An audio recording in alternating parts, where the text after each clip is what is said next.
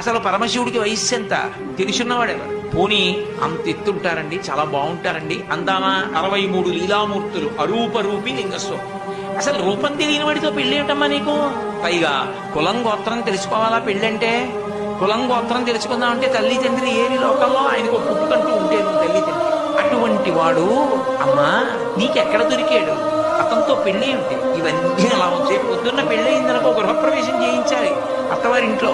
ఎక్కడికి తీసుకెడతాడో తెలుసా? శ్మశానానికి తీసుకెడతాడు. అక్కడ మీ కాపరం ఉంటావా? ఏంటమ్మా ఆయనతో పెళ్ళి అని ఊరుకోలేదు. ప్రత్యక్షం అయిపోయాడు అనుకో, ఆయన సొమ్మేం పోయింది, పెళ్లి చేసుకోమంటే సంతోషంగా చేసేసుకో. రేపు పొద్దున్న మీ తండ్రి అంత ఐశ్వర్యవంతుడు, మంచి పట్టుబట్టలు బంగారు పళ్ళెల్లో పెట్టి కట్టుకోవా ఎల్లుడు ఇస్తాడు. రక్తం ఓడిపోతున్నటువంటి 7 తోలు ఒకటి కట్టుకొని వస్తాడు పెళ్లిపేట్ల మీద. బాగుంటుందా? ఎంత అసహ్యంగా! ఆయన ఆవులు వేసుకుంటాడమ్మా, బాగుంటుందా?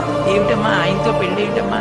రేపు పొద్దున్న ఎద్దుకండి, ఆ ఎద్దు ఇదిగో నా సింహం ఉంది అక్కడి చక్కగా అంటే అక్కడ ఎద్దే.